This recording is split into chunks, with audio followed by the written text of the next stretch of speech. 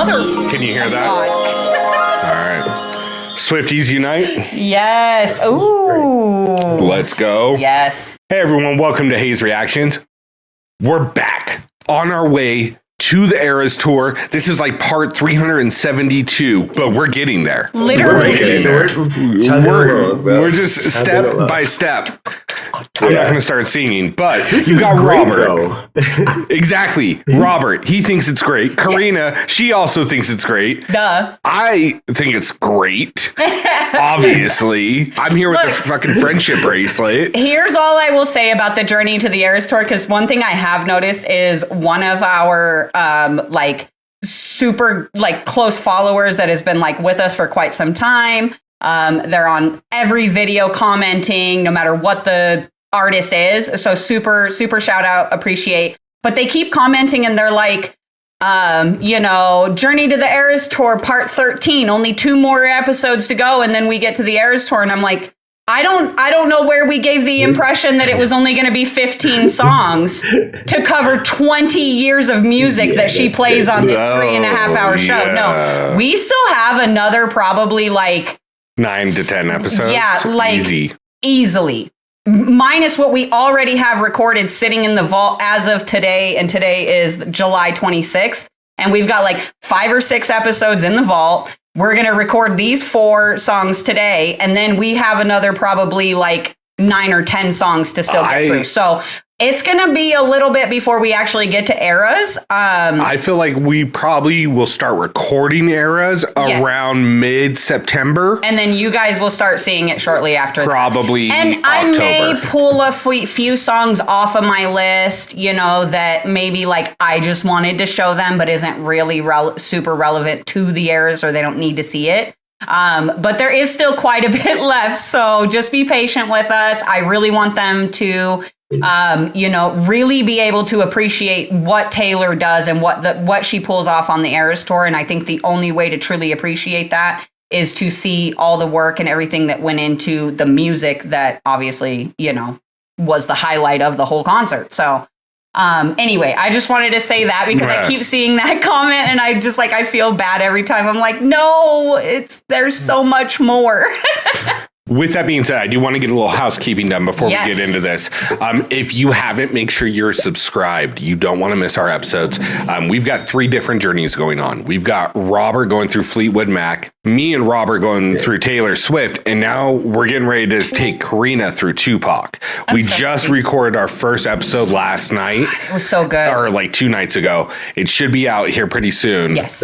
But it's fire. It's fire, and I'm so excited. So you guys want to make sure you're subscribed. Yes. Follow us on social media, Instagram, YouTube, TikTok, Discord. It's all below.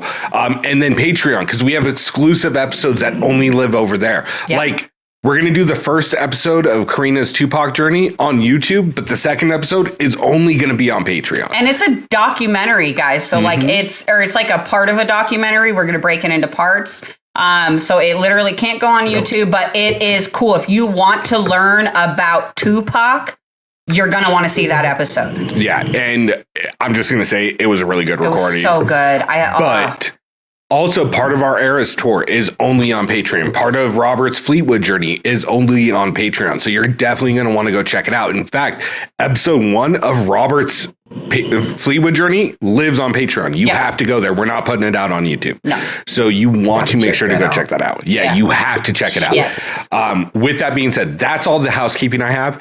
I do know a little bit about today's episode. Okay. I know that we are going on Sad Girl Sunday. Sad Girl Sunday. Yes. Hashtag Sad Girl Sunday. I've seen the memes around 6 years ago. Taylor decided in the midst of a pandemic, I'm going to deliver an album with no skips. Yeah. Maybe her greatest album. Put out arguably. a no-skip album, just a regular day. In the middle of COVID, and that album is right there. It is Folklore, and all of the songs we are listening to today are from Folklore. Yes, we are having a full Folklore day, and I'm actually really excited about this. We have never done this on a recording session before. I always try to mix in different vibes, different songs from different albums. But it just so happened that like we didn't even do it on purpose. We were just picking songs we wanted to do today. And then Rick asked me, he's like, what albums are they? And I started looking through. I was like, all of them are from Folklore. That's crazy. So this is going to be an interesting day. Yeah, it's going to be fun. Again, no skip album. So duh. We have listened to one song from Folklore. I know for a fact that we've shown Robert and that I like is a lot. And you guys have actually heard two. The first one is The One.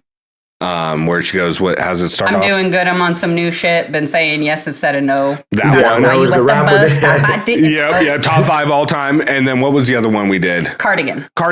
Okay, and Cardigan was that one where it looked like she was in a forest playing the piano, and she kept climbing into the piano. And Chronicles of Narnia style. Yeah. Okay, so we're gonna watch that lyric video today just to as get a us quick in. Review. And because from what you're telling me, that's part 1 of a 3-part story. Yes. That's in Folklore. Yes. So on the Folklore album. So first of all, the entire Folklore album. Mm-hmm. What number is it for Robert? I was just Folklore. Let's see. Folklore, the album. What number? I was like, what? It is. What number are you calling it? It is album 8. It is TS8. TS8. Yes. Okay. So it is her 8th album. Right after Lover. Right after Lover. Yeah. So we went Reputation, Lover, and then Folklore. Evermore. Evermore is the sister album that came out like a few months later, I think. I'm not entirely sure, but it was like bop, like very close together. She released those 2 albums during COVID. And then post-COVID was Midnights. So we are in album 8. We are mid-COVID, lockdown. There's no concerts. There's no studios recording. There's nobody touring. There's literally like nothing going on. The world is shut down at this point. And Taylor releases this album. She gives everybody I want to say 12 hours notice, if that. Like she just kind of hopped online and was like, hey, I'm going to release this at blah, blah, blah time. And then I don't know if it was exactly 12 hours. It could have been 6 or 8 or something like that. But it wasn't even a full day. It was within 12 hours or less, and then she just dropped the album. And this album, according to Taylor, is all fictional. So it was kind of, she stepped back in the middle of the pandemic and pretty much said to herself, what if, instead of being the main character, what if I became the narrator of somebody else's life situation, whatever. Okay. Took inspiration from various places, whether it was things friends were going through, things she saw in movies, or whatever. Now, on the album, there are 3 songs that represent a love triangle, a teenage love triangle. And the first song of that is Cardigan, which, again, you guys have already listened to. We're going to be doing the other 2 parts both today. So we're going to start out just by reviewing Cardigan, just because it's been so long. And that way, because Cardigan is told from the actual, so the love triangle is the boyfriend, the girlfriend, and then the girl he cheated on the girlfriend with. Side chick. The side chick. So Cardigan is told from the actual girlfriend's perspective.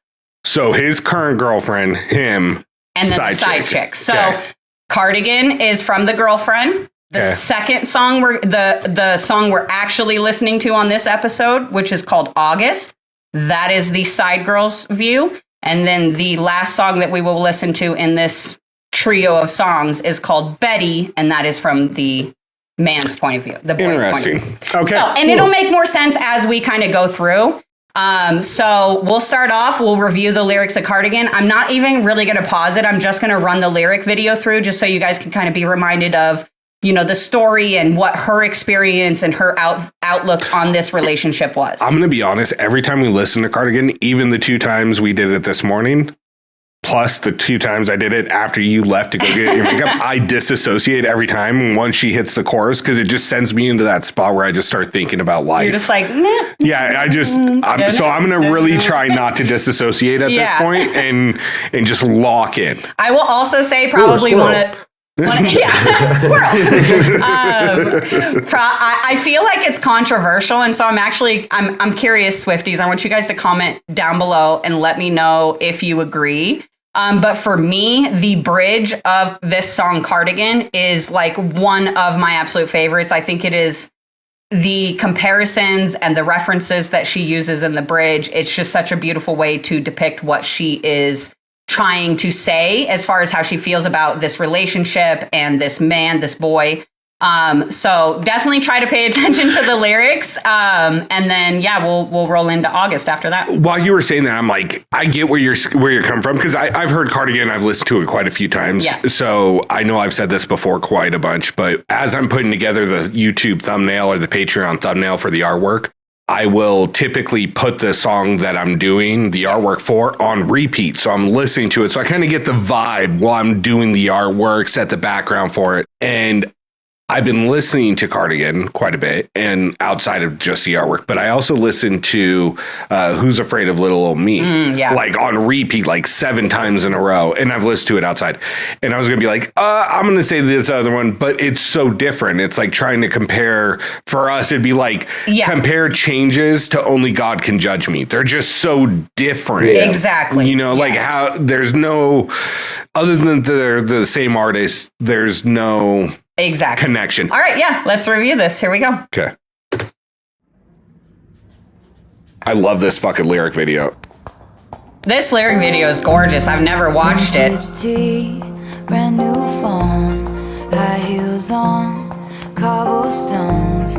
When you are young, they assume you know nothing. Sequin smile, black lipstick, sensual politics. When you are young, they assume you know nothing. But I knew you dancing in your Levi's, drunk under a street light. I knew you, hand under my sweatshirt, baby, kiss it better right. And when I felt like I was an old cardigan under someone's bed, you put me on and said I was your favorite. A friend to all is a friend to none.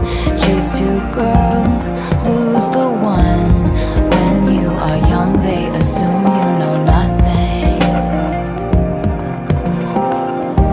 But I knew you, playing hide and seek and giving me your weekends. I knew you, your heartbeat on the high line, once in 20 lifetimes. And when I felt like I was an old cardigan under someone's bed, you put me on and said I was your favorite.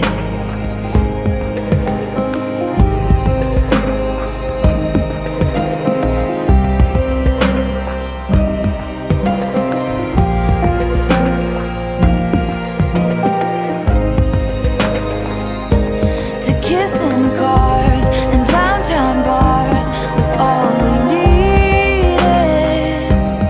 You drew stars around my scars, but now I'm bleeding. God, I love that line. 'Cause I knew you, stepping on the last train, marked me like a bloodstain. I knew you, tried to change the ending, Peter losing Wendy. I knew you, leaving like a father, running like water. And when you are young, they assume you know nothing. But I knew you'd linger like a tattoo kiss. I knew you'd haunt all over my what ifs. The smell of smoke would hang around this long, 'cause I knew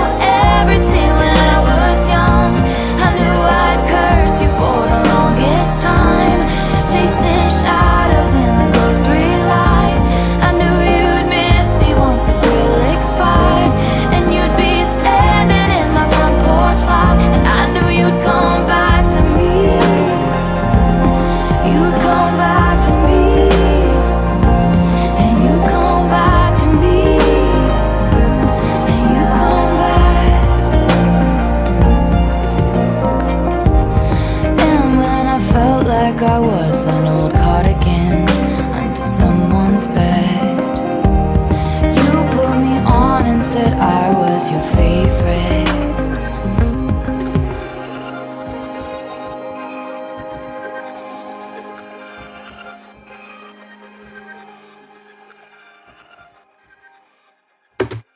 Okay, I know we've already done this song, but it just amazes me sometimes how Taylor can not only tell a story, but also like set an emotional mood as far as like there was just such a warmth that comes from that chorus and that description of the cardigan and putting it on and saying you're my favorite. Even just like, the tone she sings it in, because she goes down real low, And when I said, like she brings it down real low and almost like sultry. And I really I'll just say really quick, I love the piano work in this song.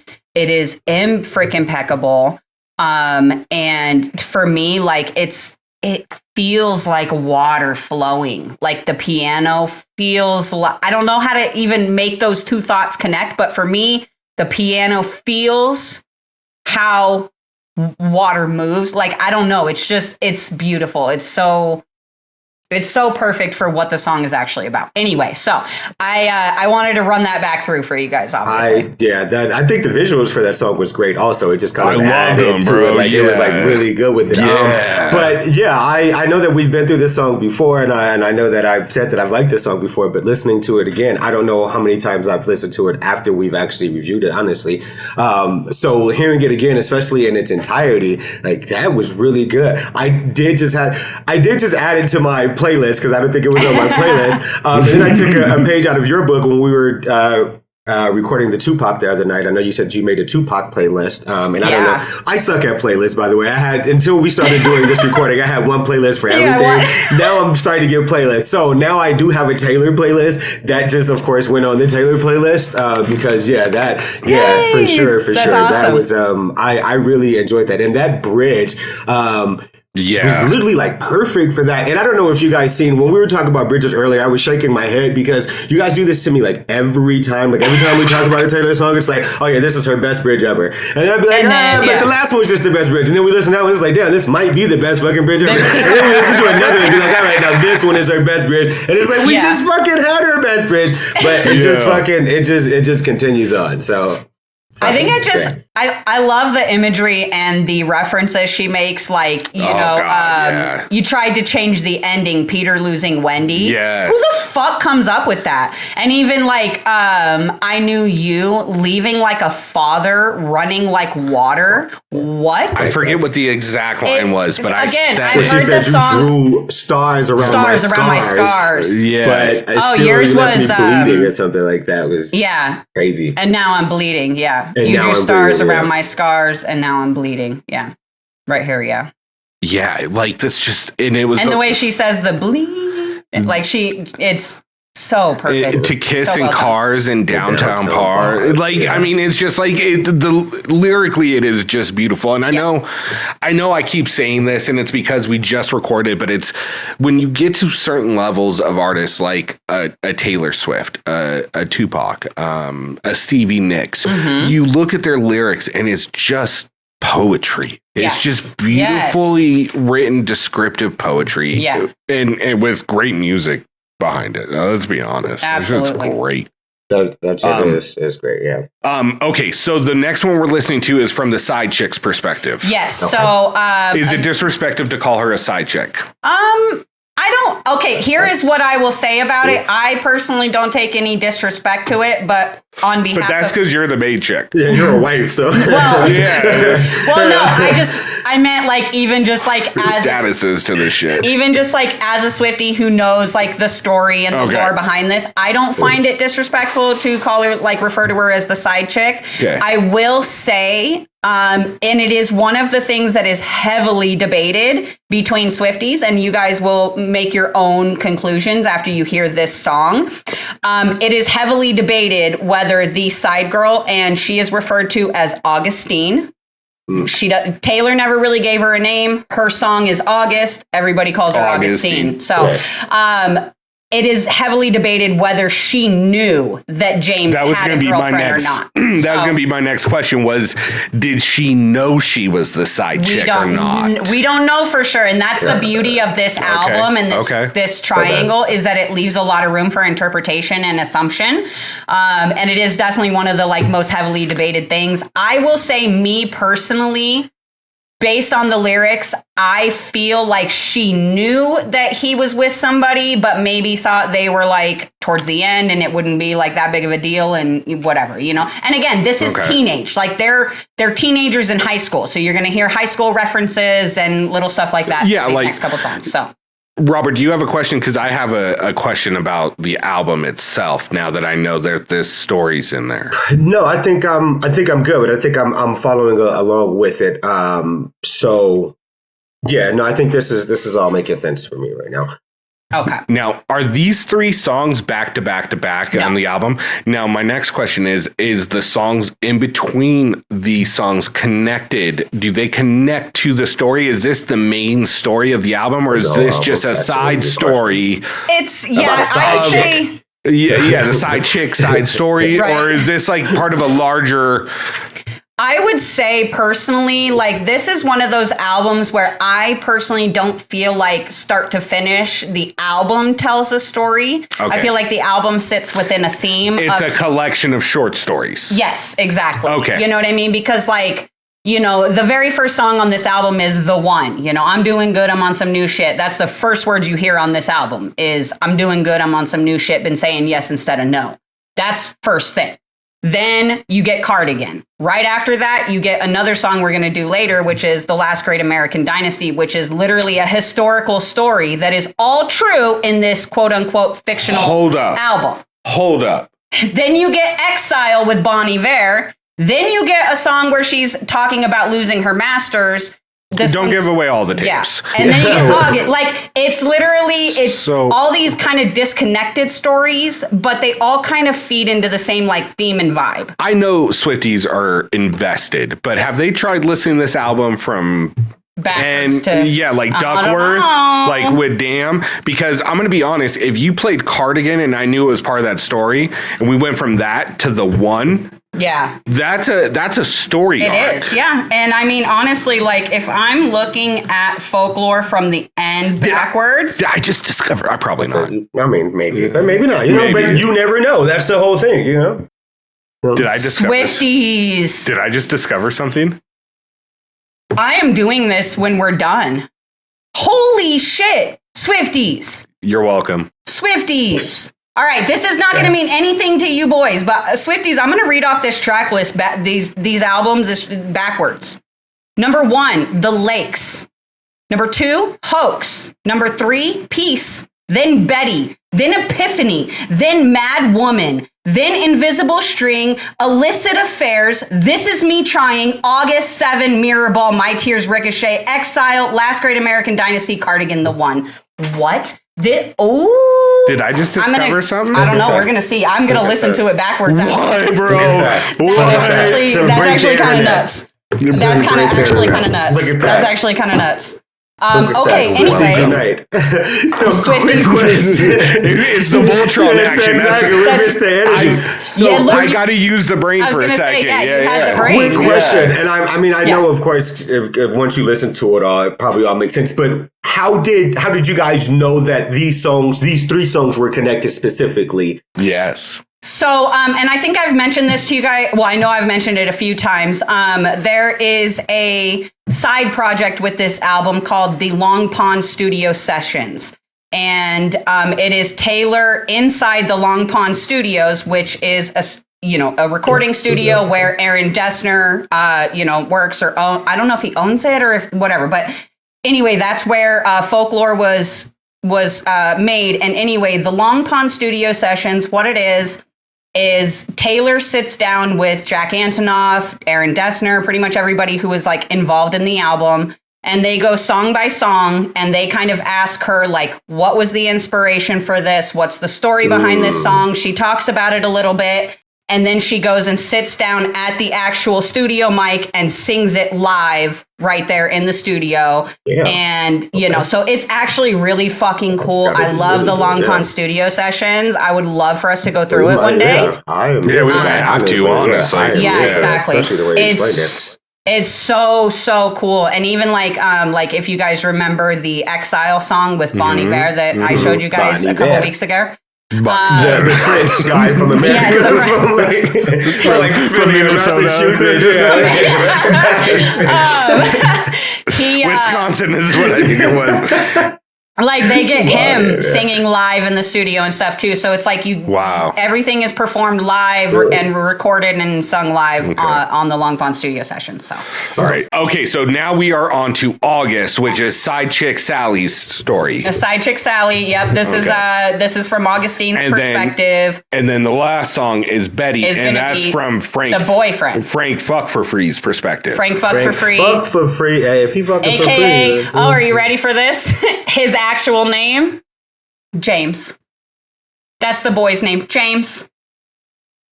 So Fuckboy James, his song will be last, all right? Got it. All right, let's go. You guys ready? Let's go Side Chick Sally. Side Chick Sally.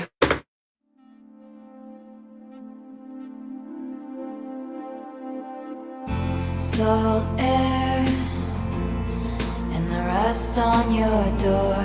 I never needed anything more, or whispers of are you sure? Never have I ever before, but I can see us lost in the memory. August slipped away into a moment in time, 'cause it was never mine. And I can see us twisted in bedsheets. August slipped away like a bottle of wine, 'cause you were never mine. You're back beneath the sun, wishing I could write my name on it. Will you call when you're back at school? I remember thinking I had you, but I can see us lost in the memory. Oh, I like that breakdown. I love the breakdown here. It was never mine. And that drop back in the vocals. And I can see us twisted in bed sheets. August that echo too. Like a bottle of wine, 'cause you were never mine. All right, I'm going to pause it there before we head into the next portion of this song. What do you guys think so far? So I'm not getting what I thought I was going to get. Look, I'm going to be honest. I walked into this thinking we were going to be playing Maury. All right. Like whose kid is it? You know, right? Kind of thing. But really what I'm getting is just more context to what actually happened. Yeah. Which is it's a summer romance. It sounds like Grease, you know, summer dreaming. Right. You know what I mean? They met at a beach or at a beach house, whatever it may be. And they spent August together. Yeah. He went back to school where his girlfriend's at, and she thought it was something special. It's not. He was just fucking around till he went back. I get it. And it's a Notebook. Yes. And I'm glad that you said that, because that right there, this line right here, will you call when you're back at school, is the biggest, like, proof that maybe she might not have known that he had a girlfriend. Maybe he was visiting home. He was visiting another state. He was somewhere, you know what I mean? Like visiting family at the beach for the summer, and she didn't know. So are you going to call me when you get back, kind of thing? And so I might be too hopped up on the earlier hot take I had. So I'm going to throw another hot take. Yeah. Do we find out later that she ends up going to the same school? And then we have this whole thing like, okay, so I was just wondering if she was taking it. Like Grease Lightning and shit? Yeah, I was wondering if it was like, because she's taken from Game of Thrones. I'm just curious. You know what I mean? I think that's a relevant question. No, definitely. All right. But no, I really like this. It gives context to the story, and the chorus is really good. And I talked over it, but the breakdown, I really love that. Oh, yeah, no, absolutely. Yeah, I think that breakdown is really good. I like it as a whole. I think I like that the beat itself is like such like a softer beat and kind of gives it like a softer tone. I kind of agree with Rick. I think I did kind of come into this thinking more like a side chick kind of vibe. So her kind of like talking more mess than anything else, but it definitely gave a softer feel to it. And it does give her, the crazy thing is it gives her character. You see her character in her mind now also, especially from listening to Cardigan. And now it's like, dang, now you hear it from the side chick and per se. And now it feels bad calling her a side chick because you don't know, like, did she know? So I do love, once again, that writing itself. I will say the writing, the lyrics in this is what stands out the most to me. The way that she started it off with that salt air, the rust on your door, like all of that just paints such a picture for me. And it does. It seems like August. It seems like you're at the beach. It seems like you're enjoying the summertime. You're having a good time. Most likely this probably was a summertime fling. It's just as he said, when you go back to school, will you even call me? And I think it's one of the things that I've been noticing with her music that I've been enjoying is that I feel like, and I'm getting to this party late, but I feel like we grew up together. Like, I feel like she understands the times that we grew up in, because especially for us in our age, and don't be telling people our age out here, but especially with us, we had a lot of those times because when I was growing up in the summertime, we didn't have like cell phones and Facebook and all that. You would literally meet somebody in the summer because you were at your aunt's house or whomever's house, and you would hang out with somebody for the summer. And then like, I gotta go back home. So like, hope I got your number. And then even then, it was just house phone. So it was like, if your number changes or anything, if I lose that. It's lost to me. So I love how, once again, it definitely, I feel like I can, like, she just makes it relatable. And I think that's really great. 100%. The lyrics, I think, are beautiful with this. Yeah, absolutely. And I think one of my favorite moments, and it's so funny because like it, right there, like a bottle of wine. I love the way she words this, because the first time she says August slipped away to a moment in time, and then this one she says August sipped like a bottle of wine. And I love the contrast, the play off of those two. Those two lines there in the chorus. I think Robert used an adjective that I think really does describe it. It's a warmth that you get from this. Yes. And it does remind you of, for reals, like in August when you're 17, 18, you out at the lake with friends or with some family, where you meet a girl out there, or a guy, or even whatever. As a guy, like I'm getting I feel like memory. That's for sure. And maybe not the feeling of like I grew up with Taylor, but like she's the same generation, so I get the nostalgia of what she's talking about. Exactly, absolutely, yeah. Okay, so now that you guys have made your kind of decision that we feel guilty about calling her Sally, and we are going to call her Augustine. I got to call her properly Augustine. Proper government name. And that she probably didn't know about their relationship. Yeah. Now I'm going to play you guys the bridge, which will probably change your mind. May change your mind. Oh, I'm on an emotional roller coaster. The drama. All right. Oh my God. Here we go. Let's go. And I can see us twisted in bed sheets, August. It is such a singable chorus too. Yeah.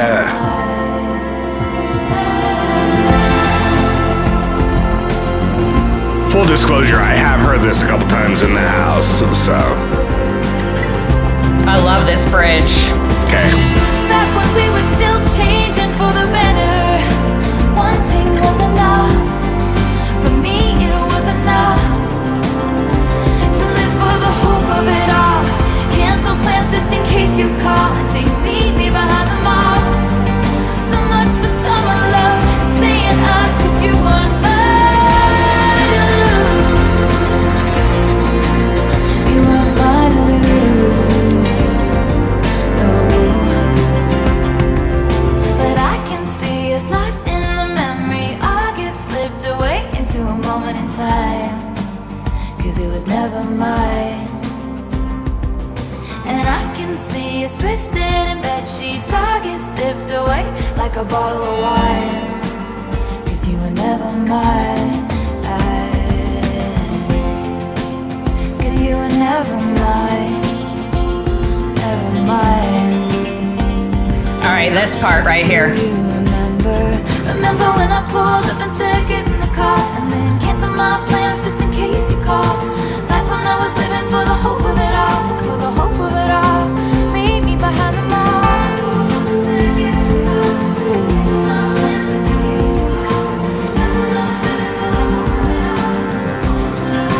Remember when I pulled up and said get in the car, and then cancel my plans just in case you call. Like when I was living for the hope of it all, for the hope of it all, for the hope of it all.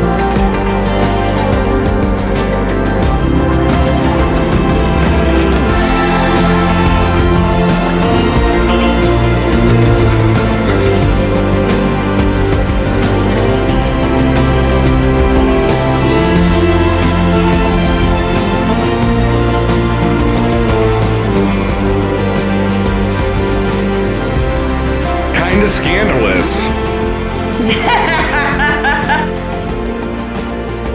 I love the music in this song. Yeah, it goes really well with this. Oh, what do you know, Jack? Of Jackie. course. Jack, Good of course old it is. Jackie. The good old Jack. Yeah, good old Jack. He's I'm pretty sure he's the next one as well. The producer for the next song we're gonna do as well, but Okay, because I was going to say it's not a full album by Jack because Aaron Dressner did Aaron, the... yeah, Aaron Dessner is part of it. Dessner, sorry. And it's We're like just renaming it's- everybody, bro. By the time Yeah. we're done with the Eras tour, everybody's gonna have new names. Everybody. Sheridan. Well, what's actually really funny about Florence that, and the Machine. That's not her name, Ricky, but that's her name. but that's her name. Well, what's really funny that you say that is the Patreon episode that we are releasing this day, which is our Robert's reaction to Fleetwood Mac's "Go Your Own Way" live at 1997 at the Dance. Is in the very beginning. You're like talking about the names of everybody in the band. I can't say Flint's name. Yeah, you said Flint Mewood or some shit like that. So it's just what we do here, guys. Okay? We're the professionals. That's how we do it around here. Yeah, Flint Mewood. Flint Anyway, Mewood. Consistent. Flint Mewood, You know Eric, Flint Mewood. yeah, Ed Mewood. Sheridan.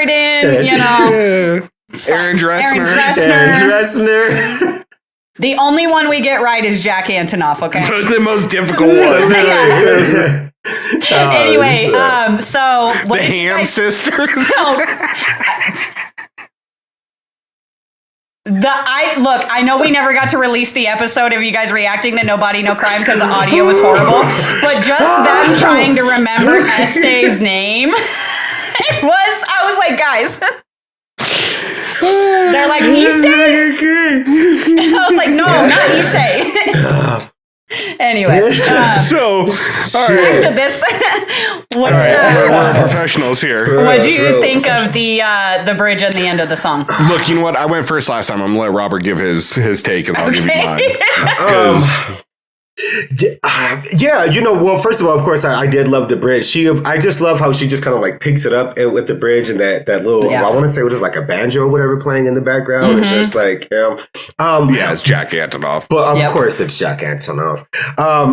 But it definitely makes me question things when she gets into the part where she's saying, you remember when I pulled up and told And you said, get in the car. Yeah, Yep. but then she said, then I canceled my plans just in case you called. So I'm guessing he didn't get in the car at that point.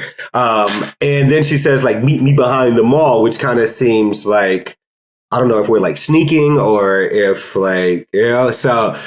That's that like sneaky teenage shit, Yeah. right? Like Yeah. when you're, you know what I mean? You meet behind the building, you meet late at night, you stay up late waiting for that late night call, Yeah. you pull up real quick, hurry up, get in the car, let's go, Yeah, you know, yeah. like that kind of sneaky thing. And also, I think what stuck out a lot to me was you're meeting behind the mall. So do you guys live in the same town? That or was gonna- is he? You know what I mean? Yeah. Like, That because was what do you going to do? be my next thing.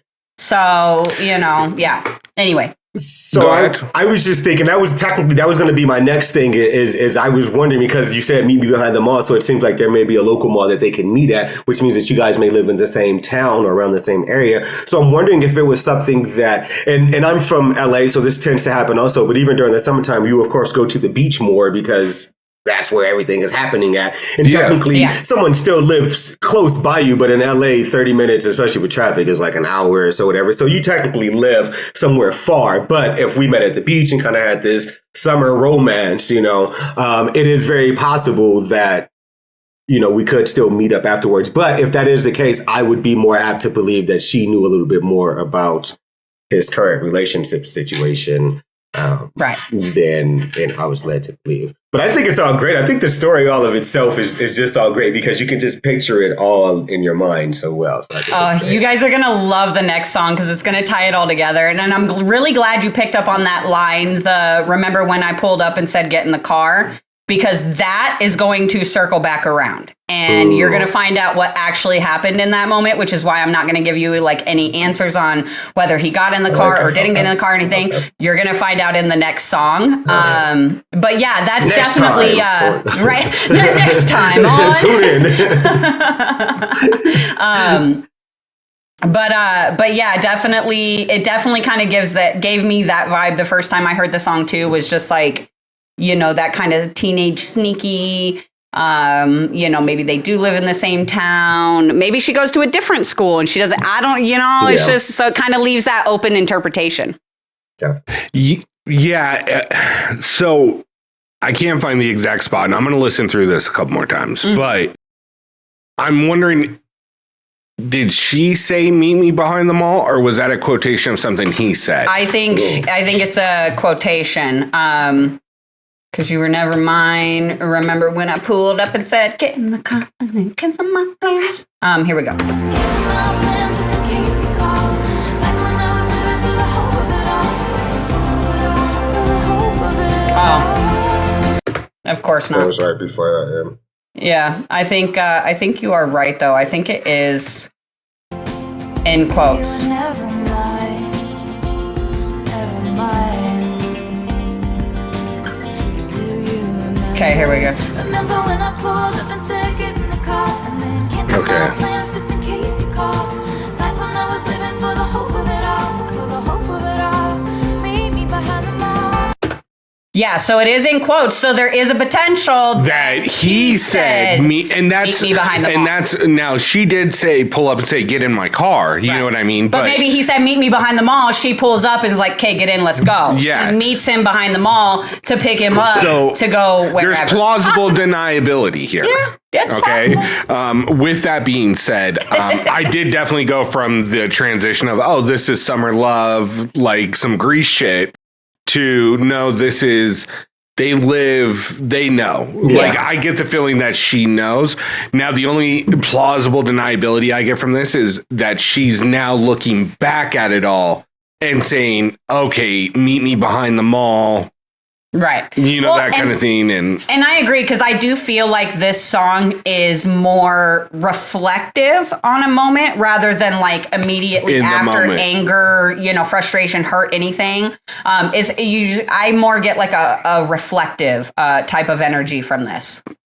Agreed. Got it. I do kind of get that. I think the thing that kind of throws me about this, and I actually love it because I think she did well with it, but I think the chorus and the idea of the song itself, I know the idea of the song is called August, but the chorus or the idea that you were never mine. And I think that's what kind of throws me, because I don't know if you knew from the beginning that he was never yours, or if it's more being a reflective and now you're looking reflective and kind of saying, you know. Well, same with that line, you were never mine to lose. And even I think one of the lines that also speaks to that a lot of people miss is there's a part where she says, wanting was enough. For me, it was enough. So wanting you was enough. Like just having that ability, that moment to even think that we could be a thing was enough for me. And I think that again just speaks to the fact that it wasn't just a random meetup. It was like they grew up in the same town together. She always had a crush. Yeah, that could. I can see that. I can definitely see that. Yeah. And I think another thing that stands out, which was here in the chorus at the end of this, is where she says, "When I was still having or doing it for the hope of it all." Like, and that kind of gives like when you're doing it for the hope of it all, because that means that you knew that there was some reason why you guys weren't Yes. like working out. So you were still hoping, let's meet behind the mall. Let me pull up and but there's a reason there that you knew that it was a reason why we weren't working out. She knew. And that's why I say, like, it's debated among Swifties, but me personally, I feel like she knew.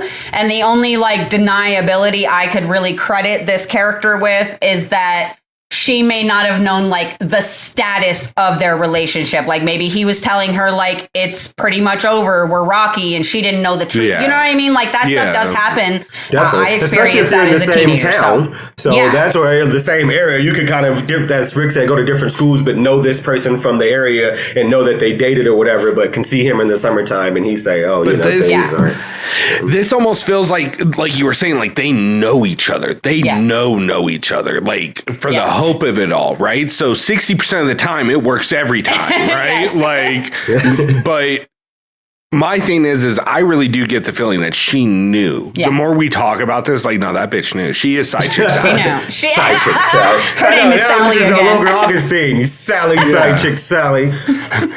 Adjacent Augustine. All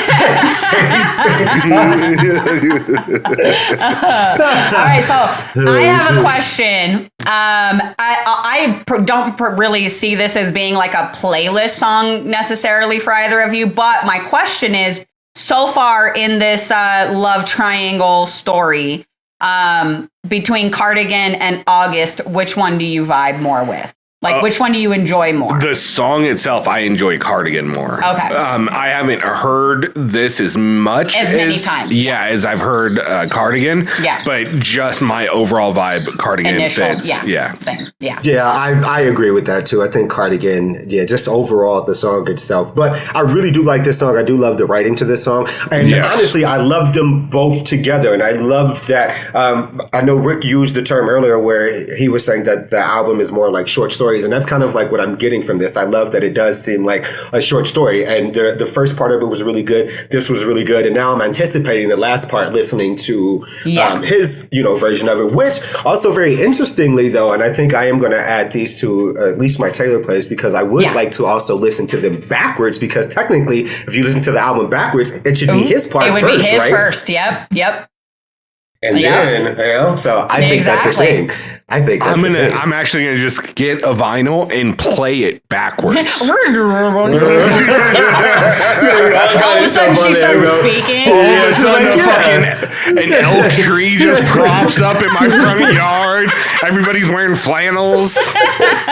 Sad Girl Sunday. Woodland berries everywhere. No, I love it. And I agree with you guys personally. Like, I love this song. I love August. But I do enjoy Cardigan more. Yeah. But what I will say, and I just think it just once again just shows the brilliance of Taylor's mind, and even as far as not just the writing, but all the way, like the thought all the way through to the end of the business aspect of it. This song is called August. If you go online to any social media platform on August 1st, every single fucking year without fail, every single Swiftie account that exists is using this song. Every Swiftie is streaming this song on August 1st, all fucking month. Just the branding and marketing of the title of this song alone was just brilliant, because she didn't have to call it August. She doesn't, you know what I mean? Can I, outside of that. It's just brilliant. Going outside of the marketing part, going back to the songs. Do you think that it was an artistic choice? Because look, we know Jack Antonoff, and the songs that she makes, the choruses on those are chef's kiss, right? Like top notch. This one doesn't feel like a natural chorus that they would do. This feels like almost like 3 lines from the bridge repeated over and over, where Cardigan is a built chorus. Yes. You have the first verse, the chorus, the second verse, the chorus, the bridge, the closeout. Yeah. This feels a lot more condensed and shorter. Do you think it was an artistic choice to do that, as far as if the comparison of the two, to make people enjoy Cardigan more? I'm not sure if it was necessarily to make people enjoy Cardigan more, but I do think that she did it on purpose. I think that the simplicity and the shortness of August represents what they had, what Augustine and James had. It was very short. It was momentary. It was, it wasn't like this long relationship, because what you're going to learn in the next song is that Betty and James, like, they were together for a while. Think like high school sweethearts. So Betty is Cardigan. Yes, Betty. Okay, all right. I just wanted to connect that. That's why James's song is called Betty. He's talking to her. Okay. So, and I'm really excited to get to that one, because I'm really excited to hear your guys' take on how Taylor wrote this 17-year-old boy. Much like Robert. Yeah. Much like Robert, I do want to listen to all three of these back to back. Yeah. So I want to hear the full story. It's fun to hear the whole story. And then I'm going to listen to it backwards, because I need to know. And that's why I think, like, I'm trying not to answer too many questions, because a lot of the stuff that you guys are like bringing up is actually going to be answered in the next song in Betty. So that's very cool. I do like. Yeah. I did want to say, though, I do like the way that you put it, as far as, like, and I think at this point, I think everything that Taylor does is meticulous, but I do like the way that you put it, as far as, like, I do think that I had much more with Cardigan. I had much more feeling and felt more feelings with it. I felt like it was a relationship. I felt like there was a lot of feelings involved there. There was love there. And in this song, it definitely felt much shorter, but it didn't really feel like it was a feeling song. It literally just felt like a summer love song. It felt like it was kind of like short and sweet and like, a yearning, almost. Just a yearning for what Cardigan actually was. Exactly. Yes. A wanting for that. So, yeah. Yep. But I think that she did that very, very well with just the play on it and how everything was done. I think that was done great. Yeah. I agree too. Nice. I'm glad you guys enjoyed the song, for... I'm so excited about this that I want to get into it. I do too. Unfortunately, you guys have to wait at least another week to hear it. Yeah. We don't. Next time. Sorry. Sorry. No. We're millennials. We do to be continued. So, Yeah. all right. That's a real fingers. Yeah, right there. We're from the time when you couldn't rewind or skip forward or anything, bro. Like, this is it. Like, what? It's back on. It's back on. Hurry up. You're like running from the bathroom, like, wait, hold on. Is anything important happening? Yeah, no, for sure. Absolutely. Oh, shit. All right, we got to get out of here before we clown out of here. Look, I really enjoyed this. I don't know if it's going to go on my everyday playlist, but this would definitely, this one and Cardigan, I can see going together on my Sad Girl Sunday playlist. Yes, Sad Girl Sunday, you know what I mean? For sure, yeah. Or like Late Night Drive. Yeah. Oh, yeah. Late Night Drive is always good too. Just any kind of like chill, like if I want to like chill out and just like take a shower and then just like, do like face care and just like chill. This is the album that I love putting on. So yeah, I mean, I know you guys don't do face masks and all of that. Who says who? Who don't do? Do you see this? You see. You see my glow. You like how me and Robert turned into like Drake albums right there? Are you charcoal and everything? God damn. I use exfoliating sometimes, everything. I got horrible skin, but in this lighting, I look glorious. You do. I look phenomenal. Phenomenal. I wear the hat so you can't see the full glow, but... the shine. The shine.